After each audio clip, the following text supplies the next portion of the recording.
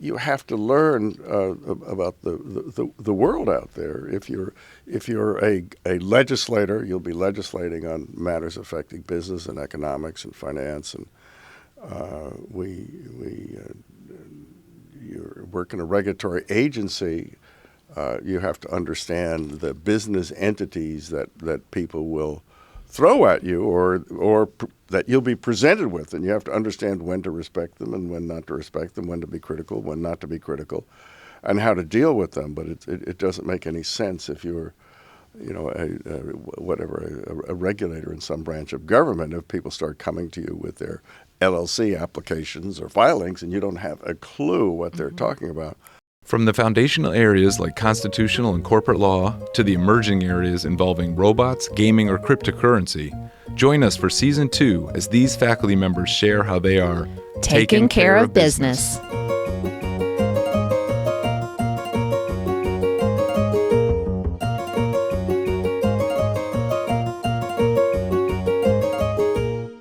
Today's guest is the former dean of the FSU College of Law, Dean Don Weidner. Welcome to the show, Don. Thanks, Alba. Thanks for having me. We're so glad you're here. So this is your first year not being dean, correct? No, you haven't been dean for how many years now? Almost 6. Almost 6. Mm-hmm. And how many years were you dean? Roughly 25. 25. I was dean for 6 years, resigned at the end of 6 years, and then my successor resigned after 7.5 months, and I came back in first as interim, then as a dean again. Okay, but you're a professor now. You're still teaching. Still teaching full-time. Is that common for a law school dean to stay 25 years? That seems like a really long time. No. That's uncommon. Very unusual. Okay. You just loved it that much. And they loved you, obviously, that much. Well, I loved it a lot. We were getting a lot done in terms of fundraising, the national rankings of the school, the productivity of the faculty, the development of the business program. So a lot of good things were going on, and the faculty was remarkably tolerant. Okay, so I'm very pleased to say. So let's go back then. So 25 plus 6, never do public math. What is that, Jeff? 31? Woohoo, well I got it. So let's go back 31 years ago. Where were you? What were you doing? Did you practice law before you got here? Well, I'd been on the faculty for 15 years. Okay. Before I became dean. So I was an inside candidate. Excuse me. And had started teaching, taught a variety of things, but I taught mainly business courses, tax courses. I'm a recovering tax lawyer. Years ago, I taught some tax courses. I've taught courses you might not expect. Years ago, I taught slavery and human servitudes as a course and legal method. And, oh, wow. I've really taught a large portion of the curriculum at one point or another. Okay. So where did you go to law school? University of Texas at Austin. University of Texas. And then did you practice law for a little while before teaching, or did you just say, nope, teaching law is for me and just jump right in? Well, I decided in law school that I'd like to try for a teaching job, and the question was how to do it. And at the time, I thought I would nationalize my Southwestern legal credentials, and I thought I'd either go for a postgraduate degree at an Ivy League law school or work for a Wall Street firm. So I went to work for a Wall Street law firm for just a little bit, and then went into a teaching fellowship program, and then into law teaching full time. So I've spent virtually my entire career in law teaching. So was your experience practicing law, was that helpful when you actually started teaching law? Or are you glad you spent a few years on Wall Street? Well, my time at the firm was most helpful after I got into teaching. I decided I had to start publishing and to be a successful law professor, and I was at a loss for a topic. I once wasted an entire year looking for the perfect topic. Oh, really? And my experience at the firm helped out because I went back to the firm and they had a little meeting with me, and I started teaching real estate, and I realized I had to know I had to know a lot more about tax than I did to teach real estate. And I went back to them. I said, well, please give me a tax topic that is manageable by somebody who knows virtually nothing about tax, but that would add to the literature and so forth. And that got me into partnership tax, partnership allocations, which I spent about 15 years, I guess, toiling in those fields. Okay. Now you're referencing tax and real estate. So these are all subjects beneath the business law umbrella. Is that something Right. that was intentional to focus on when you became dean at FSU? You talked a little bit about how far you come in the 25 years and building the business law program. Can you speak a little bit about that? Well, yeah, I mean, it's when I started as dean, mostly I think, when I first got here, many of the faculty specialized primarily in Florida law. So there were even faculty who specialized in constitutional law, specialized in Florida constitutional law. And there were, Florida was before the name of the specialty of almost everyone. And it was also very public law oriented. So I was interested in the world that most of our students would be entering and of business. And so we started, again, a dean can only do so much, but you can, by appointment of committees and suggestion, show the way for building strength where we hadn't any before, and trying to position Florida State Law School differently than it had been in the market. I mean, some people were saying, Florida State Law School is a great law school if you want to go into government work in Tallahassee, Florida. Well, that's the enemy would tend to try to pigeonhole us that way. And really, I think we got to the point and are at the point where if you want to go to the best business law program in Florida, you go to Florida State, and that it will equip you to function very well in the national marketplace. So let's say we have students listening that really don't know what business law means. They're thinking about FSU College of Law. Define business law for our listeners. Well, in our case, we've got a faculty that covers so many of the areas of business law. For example, we have Kelly Alsace Williams. She specializes in the law of public corporations. Jay Keston specializes in corporate finance. Steve Johnson is an expert on taxation, both of partnerships and of corporations, so the tax side of things. Sean Bairn is he's a crazy person. He was a tech guy before he went to law school, and it was an early investor in Bitcoin. So now he's teaches our basic unincorporated associations course. I forget whatever we call it, something like that. And he has a specialty within that of autonomous entities, and just putting his tech Bitcoin knowledge together with business law. And indeed, I use a text that Sean writes, and I specialize in unincorporated entities. So in Florida, for example, across the country, I mean, the overwhelming number of businesses that are formed are not corporations anymore. They're partnership. They're primarily LLCs, limited liability companies, and partnerships. So I study and teach the law of those business forms, and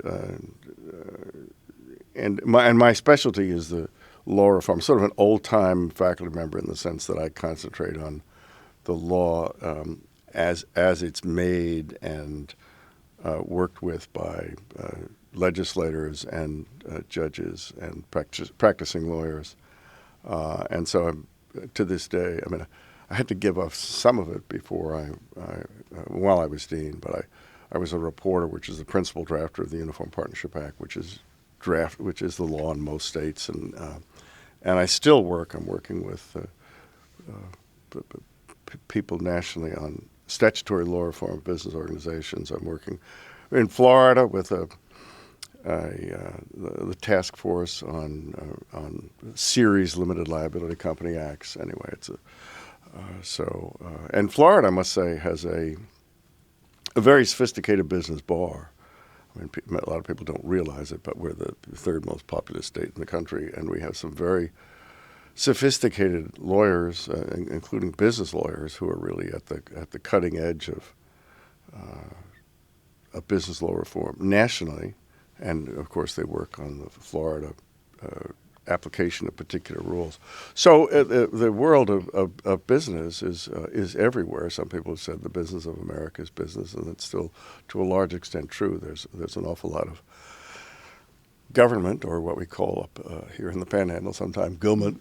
There's a lot of government, but most of the world is business. And I think what a lot of law students don't understand. I think some people, you do hear some students say, well, I really do want to work for government. I want a public service career, and I want to do service through government.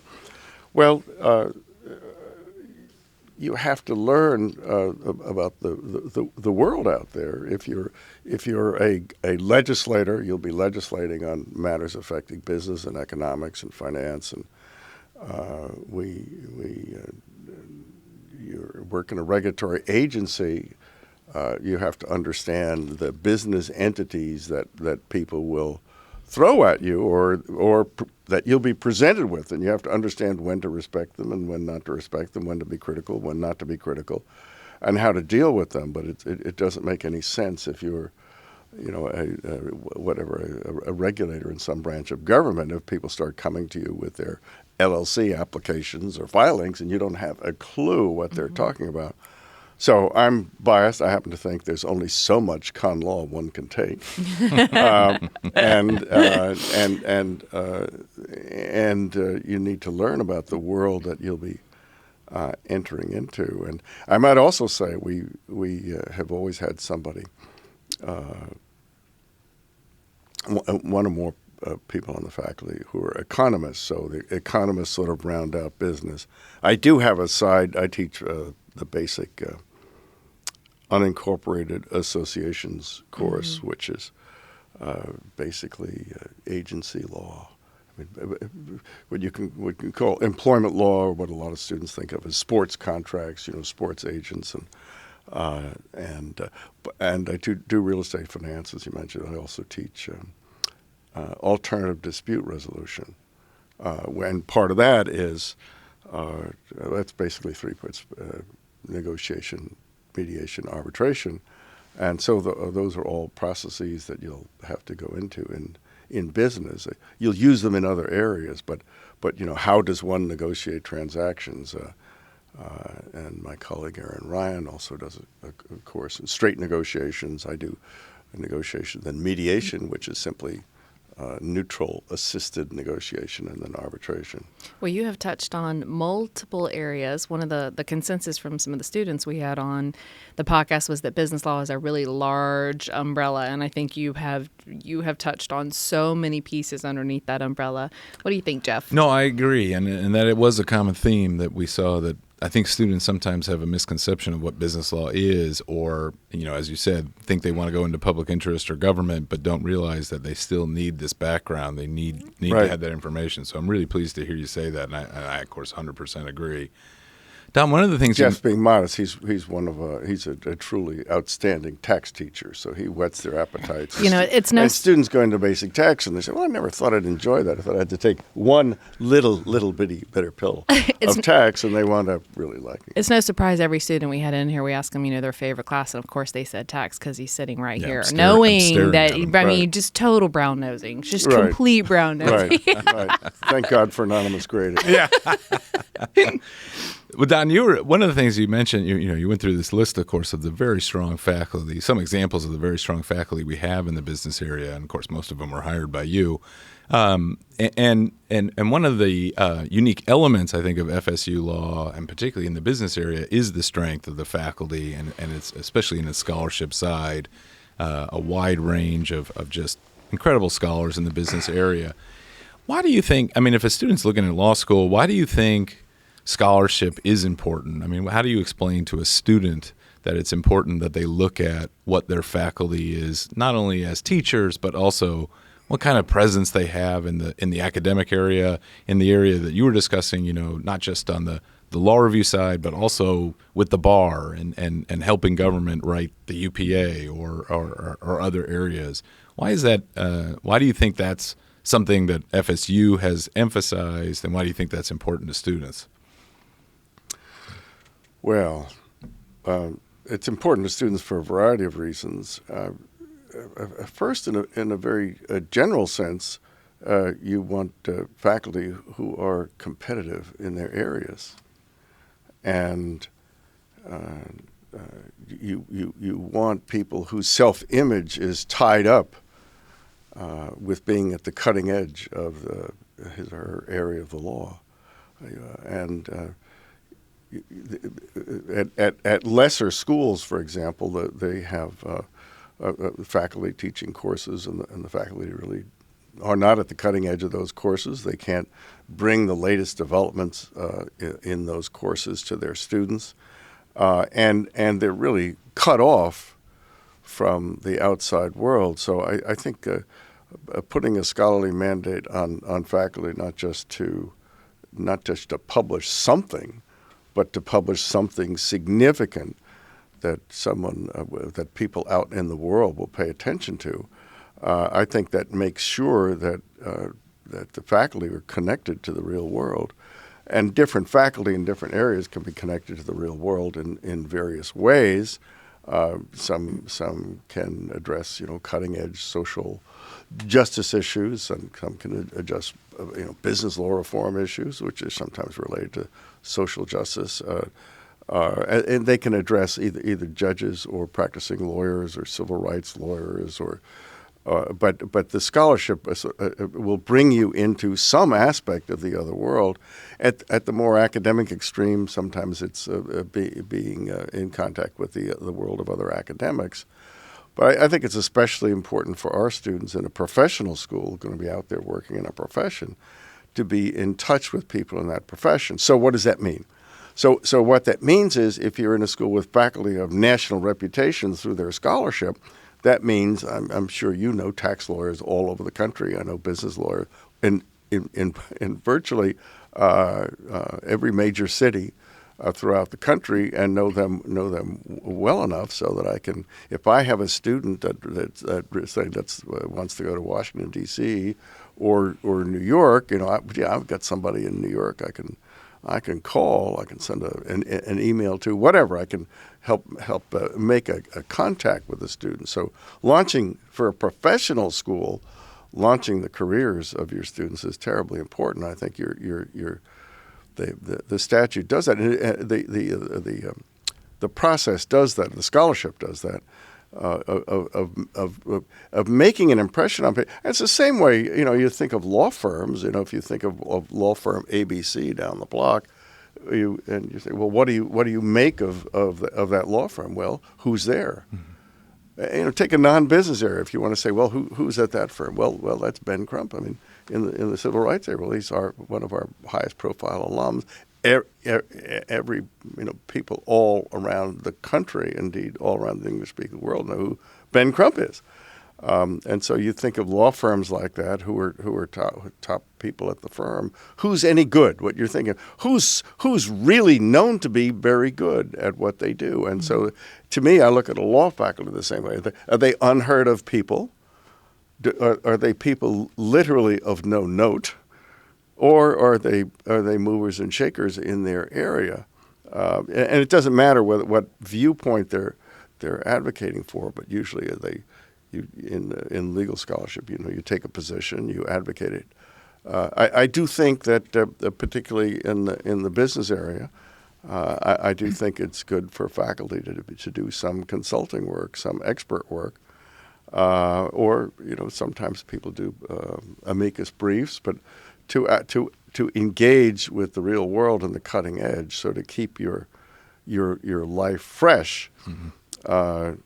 with your scholarship, your professional life fresh, and it does all sorts of things. Sometimes you can come across, guest speakers you can bring into class, or people. I remember I had. I'm having a senior moment. The one of our alums has been the general counsel of General Motors. Well, had him through and for a program he participated in at the law school. Had him do an article for our business review, and also that sets an image of our students for what is possible for them, and so it's important to say the people in your who sat in these seats before you did have done truly extraordinary things, as ours have. And I think of Sheila McDevitt, who was at TECO Energy general counsel. She was. I remember she was so proud. She was showing me down in Tampa one day that TECO they had named this giant oil tanker after her, and it was a big kick. But she's a person. When we had alumni receptions,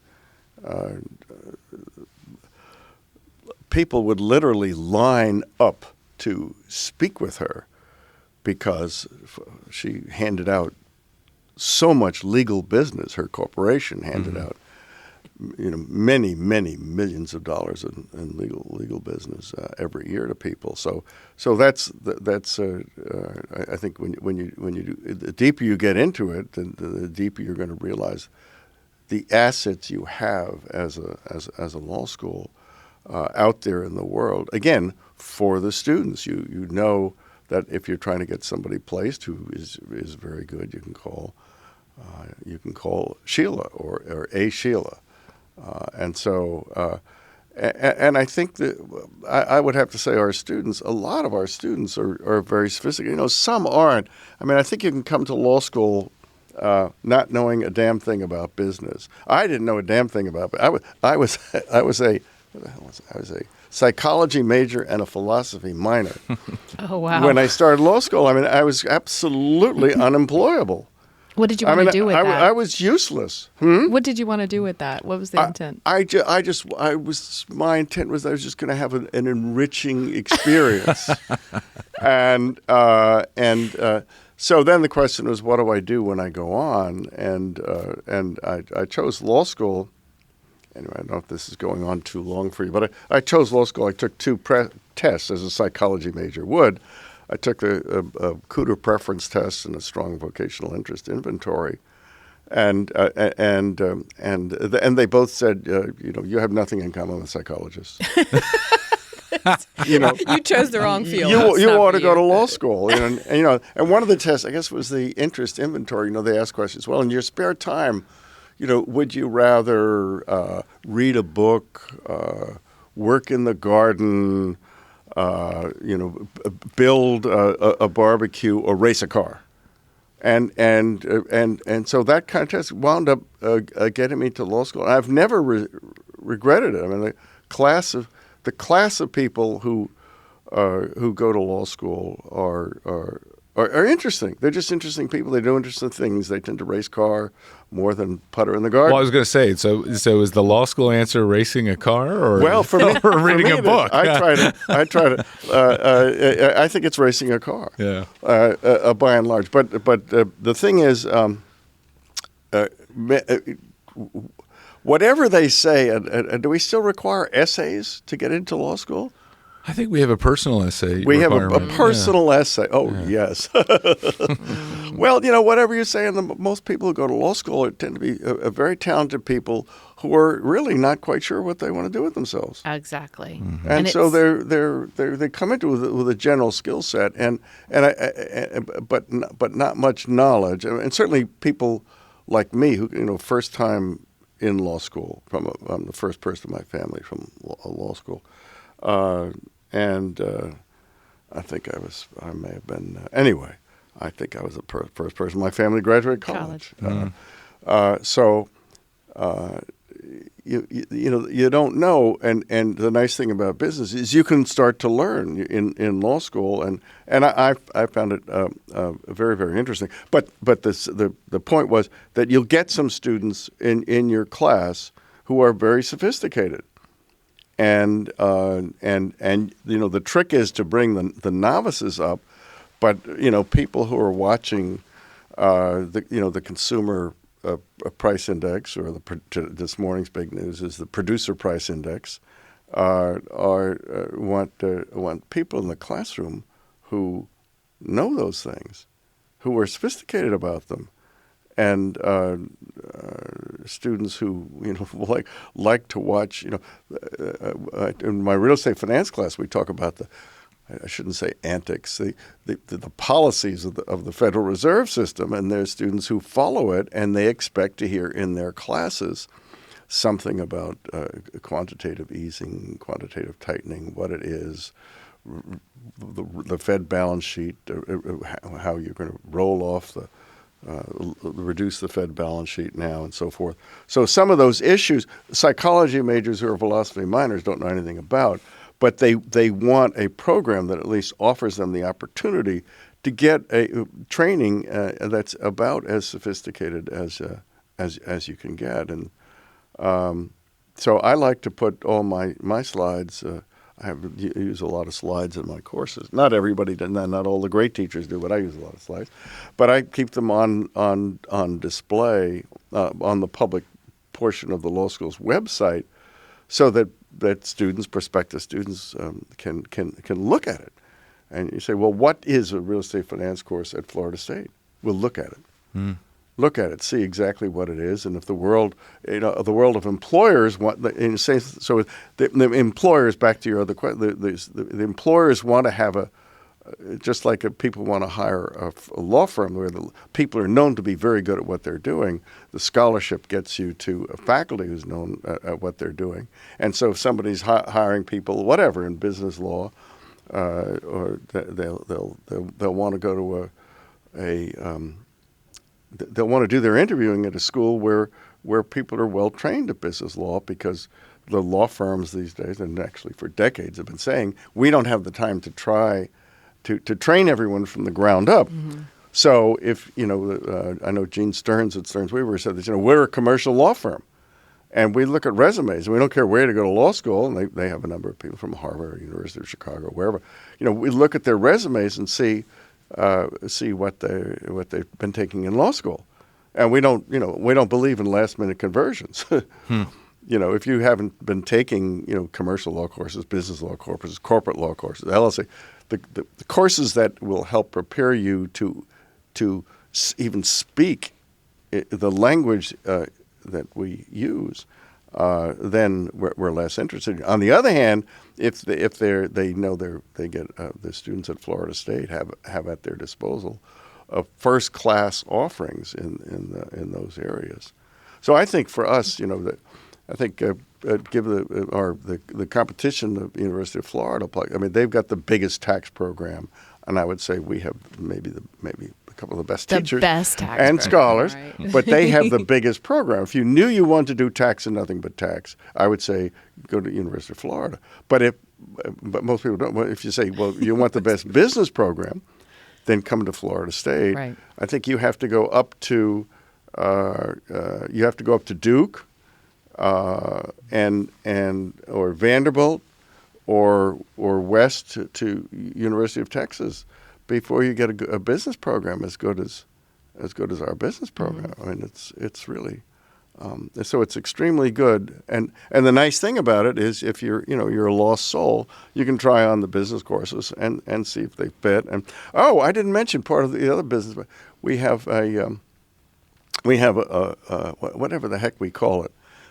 We have a business law clinic. I'm going to call it entrepreneurial clinic. No, it's a business clinic. Business law clinic. Mm-hmm. And so our students who get interested in business can get academic credit by helping helping startups that are generated largely through other units on campus.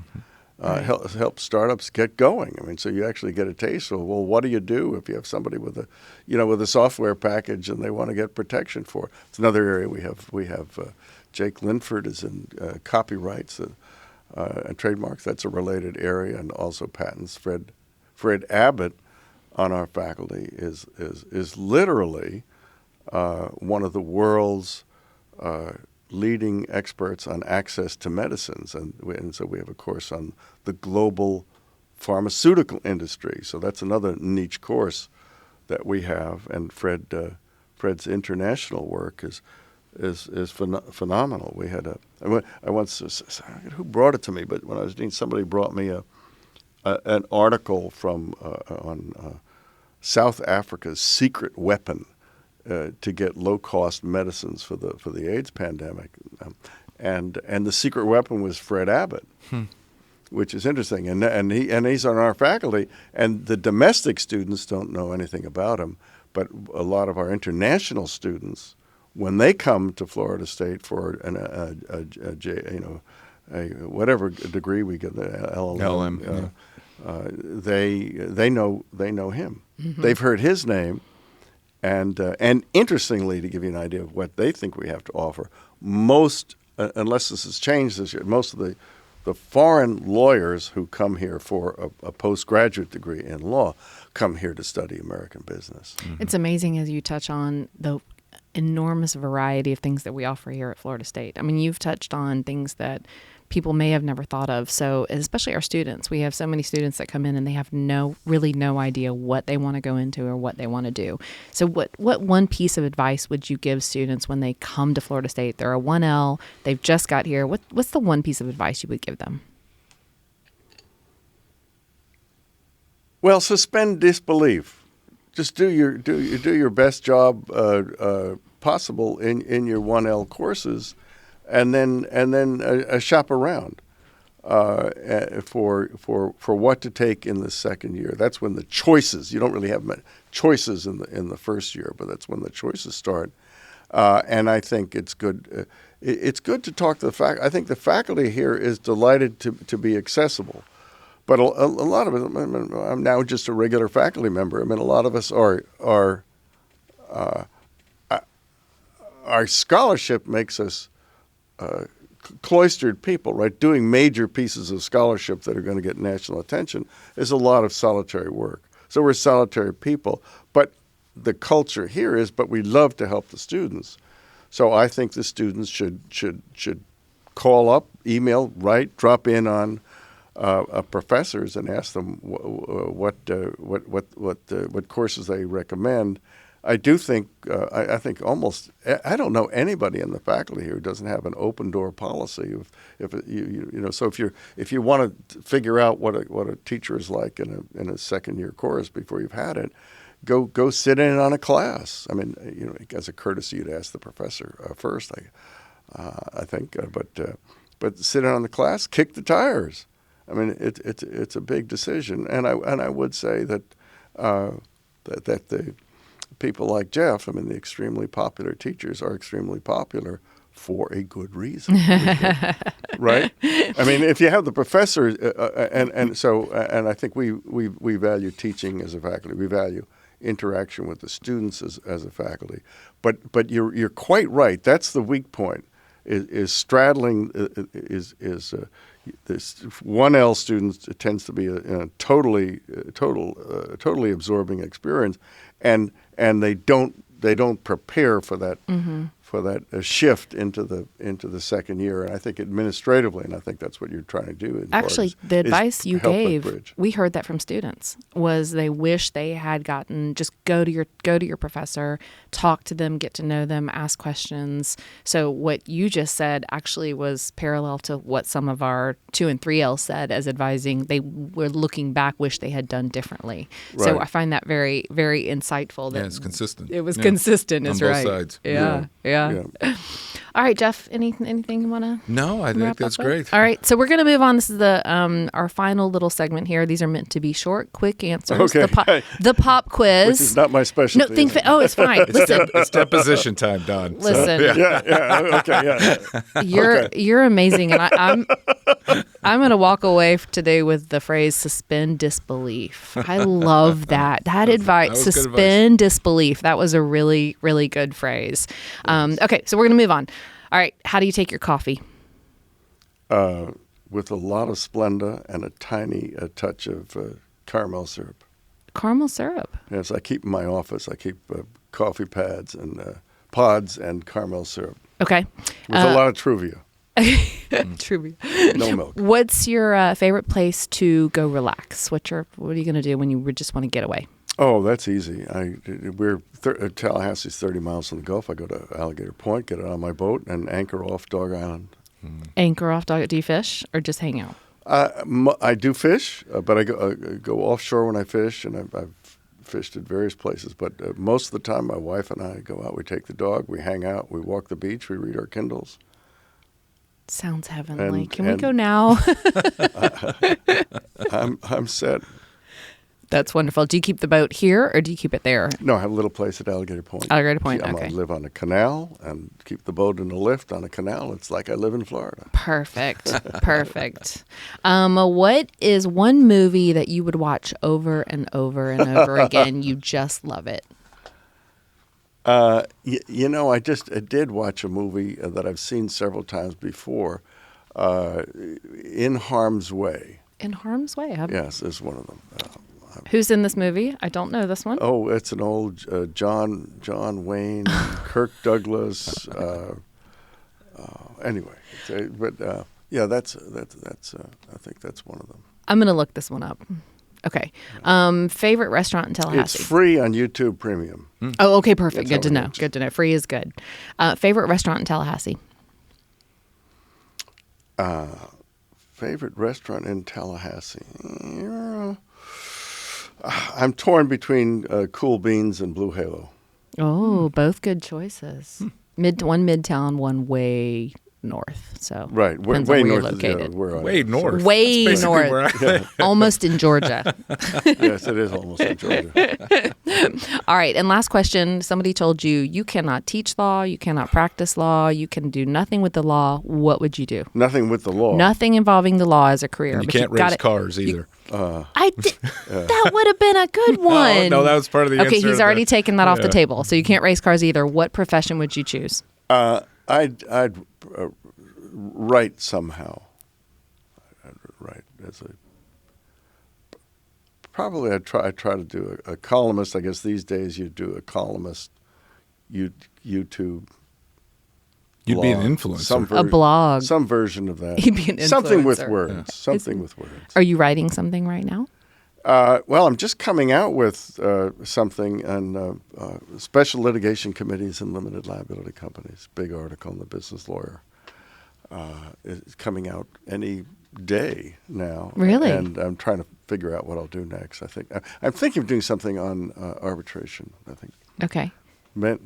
Florida. Have you published a book? Have you published books or articles? Well, I have portions of books. I'm co-authored Okay. on a book on the Uniform Partnership Act. I've done portions of real estate books, other mainly business books. I've never published as a sole author a book. I've published sole author articles. Okay. All right. Well, Don, it was wonderful. It's always good to hear your voice. Well, it's good to Such a see you. fantastic voice. Good to see you. And I really And thanks for appreciate. having me. Oh no, we're so glad that you were the first guest of the faculty season. So it's just wonderful to have you on here and great information for everybody listening out there. So again, thank you. Thank you, Don. Thank you, Jen. Thank you, Alba. And thank you all. This podcast made possible by a generous donation from Jeff and Aggie Stoops.